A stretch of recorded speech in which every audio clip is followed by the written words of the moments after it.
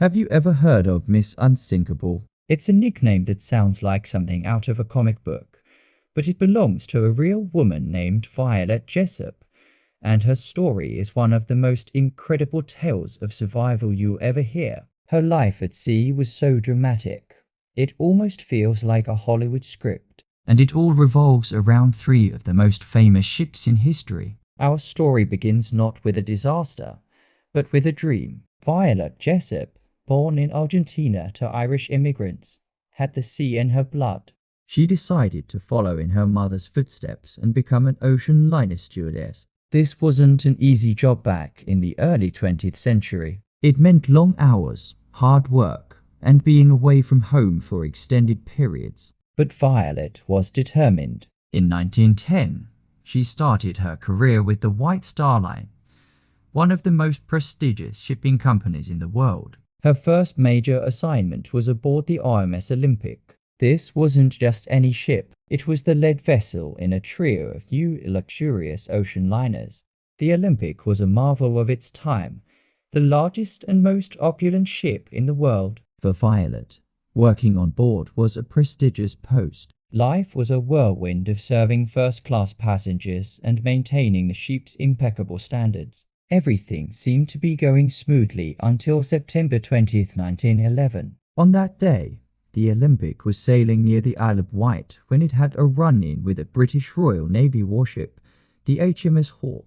The two massive vessels collided. The Hawke, designed to ram other ships, saw two large holes in the Olympic's hull. It was a serious incident that could have ended in tragedy. Water flooded into two of the ship's watertight compartments, and the propeller shaft was twisted. Yet, despite the dramatic collision and the damage, the Olympic's innovative design held up. The ship didn't sink. It managed to limp back to port, and thankfully, there were no fatalities. For Violet Jessop, this was her first taste of a major maritime disaster. She had survived, shaken but unharmed. Most people would probably reconsider a career at sea after an experience like that. But not Violet. She saw it as a testament to the safety of these new grand liners. This belief would soon be put to the ultimate test. After the Olympic was repaired, Violet continued her work. But then she was offered a position on an even newer, even more spectacular ship. It was the talk of the world, a vessel so grand it was dubbed Unsinkable. You know the one I'm talking about, the RMS Titanic. Interestingly, Violet was initially reluctant to join the Titanic. She was comfortable on the Olympic and loved the crew and the routine. But her friends persuaded her, telling her it would be a wonderful experience. So, she transferred. On April 10, 1912, Violet Jessop stood on the deck of the Titanic as it set sail on its maiden voyage from Southampton. For 4 days, the journey was everything it was promised to be. The ship was a floating palace, and the atmosphere was one of excitement and luxury. Violet went about her duties, caring for the passengers. Then came the night of April 14th, the night the unsinkable ship met its fate. When the Titanic struck the iceberg, Violet was in her bunk. She described the sound as a long, drawn-out, grating sound. At first, there wasn't panic. The crew and passengers had been assured of the ship's safety. But soon, the orders came to go up to the boat deck. Violet, ever the professional, dressed and went to her post. Her role was to help the non-English speaking passengers understand what was happening. She stood on the deck, a model of calm amidst the growing chaos, demonstrating to others how to put on their lifebelts. As the ship began to list more severely, the true horror of the situation became clear. An officer saw her and ordered her into lifeboat 16 to show the other women that it was safe. As she was being lowered into the dark, freezing water, someone on the deck thrust a bundle into her arms. It was a baby. Violet clutched the baby close to her, watching as the magnificent ship she called home disappeared into the Atlantic. For hours, she and the other survivors drifted in the lifeboat, surrounded by the chilling sounds and sights of the disaster. Finally, as dawn broke, they were rescued by the Carpathia.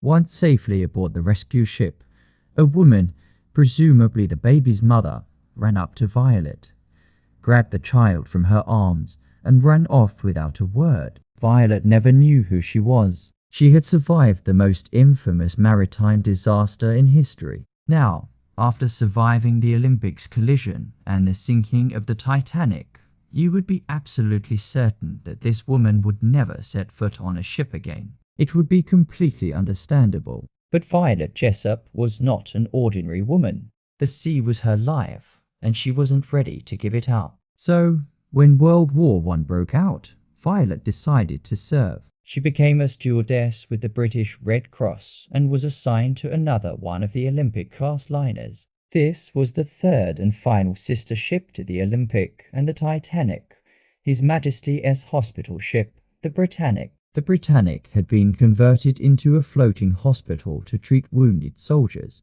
On the morning of November 21st, 1916, it was sailing in the Aegean Sea near the Greek island of Key. Suddenly, a massive explosion ripped through the ship. The Britannic had struck an underwater mine. The damage was catastrophic, far worse than what the Titanic had endured. The ship began to sink with terrifying speed. In less than an hour, the gigantic vessel was gone. Violet, once again, found herself in a desperate fight for survival.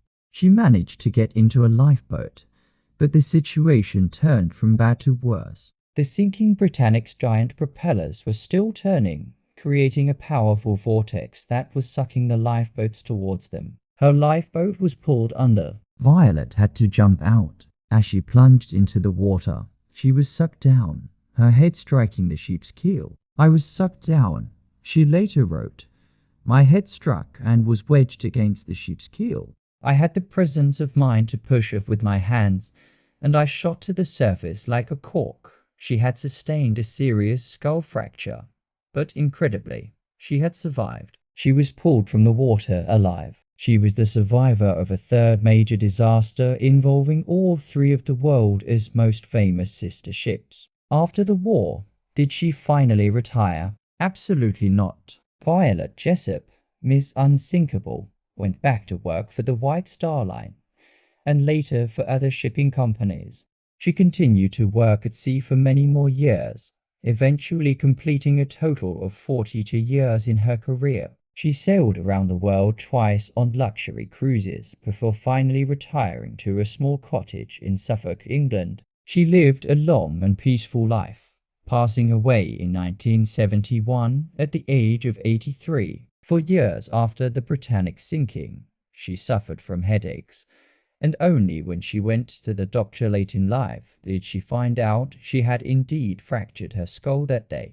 The story of Violet Jessop is a powerful reminder of human resilience. She faced unimaginable terror not once, not twice, but 3 times, and each time she emerged, not just alive, but with her spirit intact. She was a dedicated professional who loved her job and refused to let fear dictate her life. So next time you hear the story of the Titanic, remember the incredible tale of the woman who was on board, who also survived its sister ships, and who truly earned her nickname, Miss Unsinkable. Thanks for watching. If you found this story as amazing as I did, please hit that like button and subscribe for more incredible tales from history. See you next time.